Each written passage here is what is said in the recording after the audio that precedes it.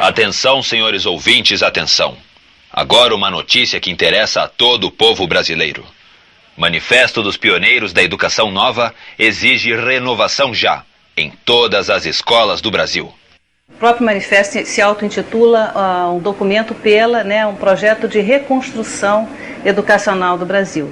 Extra, extra! Manifesto denuncia. República não consegue criar a escola que o Brasil precisa. Não é que a educação no Brasil esteja desorganizada.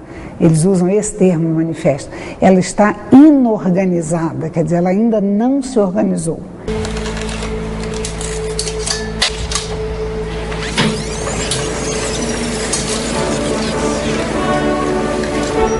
Univesp apresenta Educação em Foco. Os principais jornais do país publicaram neste mês de março de 1932 o Manifesto dos Pioneiros da Educação Nova. Na hierarquia dos problemas nacionais, nenhum sobreleva em importância e gravidade ao da educação. Um ponto que o manifesto repete, e é um refrão o tempo inteiro, é que a educação tem que ser tratada da mesma maneira que os assuntos sérios estão tratados. A ciência evoluiu e a ciência da educação tem que evoluir. A chave para o progresso da sociedade seria, então, o pensamento racional iluminado pela ciência, que permitiria à população mesmo sair do estágio, como eles falavam, pré-lógico, irracional, e alcançar um nível de maturidade, de uma capacidade de planejar a própria vida, de interferir nos rumos da vida social de forma positiva, Dirigido ao povo e ao governo, o manifesto é assinado por 23 homens e 3 mulheres, educadores e intelectuais de renome, liderados por Fernando de Azevedo, Lourenço Filho e Anísio Teixeira, conhecidos como os 3 cardeais da educação nova. É impossível desenvolver as forças econômicas ou de produção sem o preparo intensivo das forças culturais e o desenvolvimento das aptidões à invenção e à iniciativa, que são os fatores fundamentais do acréscimo de riqueza de uma sociedade. Repetindo.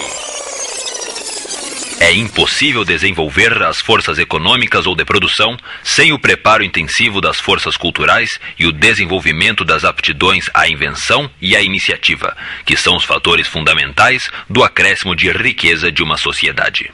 O primeiro parágrafo é muito interessante, porque eles dizem a economia encontra o seu movimento, ela define o seu espaço, ela briga pelo seu lugar. E a educação, que é tão fundamental quanto a economia, pode inclusive parar a economia, não encontrou no nosso país ainda o seu espaço desta maneira. A socióloga Helena Bomeni, da Fundação Getúlio Vargas do Rio de Janeiro, conversou com a Univesp TV no Instituto de Estudos Brasileiros da USP. A página com as assinaturas Fernando de Azevedo, Anísio Teixeira, Espínola Teixeira, Lourenço Filho, Sampaio Dória, que fez uma reforma educacional em São Paulo. Libânia Nassif Xavier é da Faculdade de Educação da Universidade Federal do Rio de Janeiro. Ela estudou o manifesto em seu livro, Para Além do Campo Educacional, lançado em 2002. Então, se você pega o documento, você vê que em termos gerais, é um documento que está propondo a organização de um sistema nacional de ensino, As ideias dos pioneiros de 32 para a organização do ensino já estavam presentes nas reformas educacionais da década de 20. Essas reformas haviam sido feitas pelos signatários do manifesto, em vários estados da federação. Este período da educação brasileira recebeu do pesquisador Jorge Nagli o nome Otimismo Pedagógico. Foi aí que teve a grande introdução do movimento da Escola Nova, que vem desde o final do século XIX. Ele vinha vindo e ele ganha então muita força na década dos 20. O manifesto propõe a grande reforma, a reforma das reformas, como escreveram os pioneiros.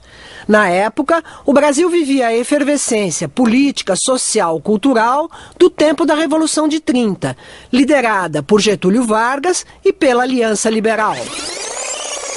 O presidente Getúlio Vargas esteve presente na 4ª Conferência Nacional de Educação. Em seu discurso na Associação Brasileira de Educação, o chefe da nação solicitou aos educadores reunidos no evento que apresentem as bases para uma política educacional da Revolução de 30. Este dia marcou a origem do Manifesto dos Pioneiros da Educação Nova. Ouvintes de todo o Brasil, imagine agora viajar no tempo. Imagine que um dos pioneiros da Educação Nova pode se transportar para o futuro. Como estará a educação em nosso país? Será que algumas dessas ideias do manifesto estarão presentes nas escolas do século XXI? Veja só, por que os alunos não estão na sala de aula? Gostei de ver. Aqui, o aluno é educado de acordo com as suas aptidões naturais. Vejo que os alunos estão fazendo um trabalho em grupo, como nós pioneiros havíamos preconizado. Ora, o que temos aqui? Um símbolo da religião católica. Será que não alcançamos a escola laica? Alunos assistindo a um filme dentro da sala de aula. Isso é muito eficiente para o aprendizado. É como escrevemos. A escola deve utilizar todos os recursos formidáveis, como a imprensa, o disco, o cinema e o rádio. Com licença. É horário do recreio? Não. É aula? É ciência. Com licença. O senhor é o professor? Sim. Qual a sua graça?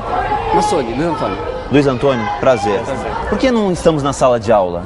Porque nós temos essa continuação na sala de aula também, que é o entendimento dessa atividade. Aí vem o raciocínio todo baseado em cima do que eles fizeram. Porque essa atividade mais lúdica chama muito mais atenção do que simplesmente uma explicação. Então, há uma associação de duas ideias. Será que eu posso observar um pouquinho a atividade? Claro.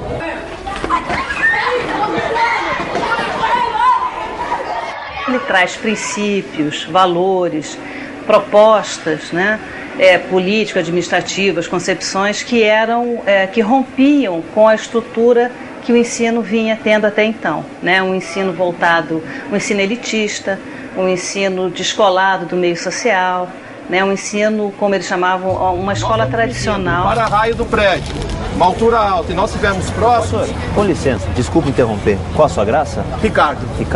Professor, isso aqui é uma aula? É uma aula.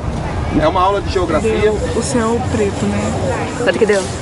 30 graus. 30, marca aí. Eu vou ler um trecho, professor, rapidamente, depois continuamos a atividade. É um trecho do manifesto que eu escrevi nos anos 30, que fala justamente sobre isso. Nessa nova concepção da escola, que é uma reação contra as tendências exclusivamente passivas, intelectualistas e verbalistas da escola tradicional, a atividade que está na base de todos os seus trabalhos é a atividade espontânea, alegre e fecunda, dirigida à satisfação das necessidades do próprio indivíduo. O que distingue da escola tradicional à escola nova não é de fato a predominância dos trabalhos de base manual e corporal, mas o estímulo constante ao educando, a buscar todos os recursos ao seu alcance, graças à força de atração das necessidades profundamente sentidas. Realmente, eu acho que esse tipo de atividade dá um estímulo maior ao educando. O senhor concorda com isso, não, professor? Concordo, porque a gente tem que explorar todas as nossas possibilidades. Aquela educação bancária que nós tínhamos, né, até alguns anos atrás, de professor ser o detentor do conhecimento e de chegar na sala e somente passar o conteúdo para o aluno, sem muitas vezes se importar se ele estava assimilando o conteúdo, é uma educação que já ficou um pouco para trás. Muito obrigado.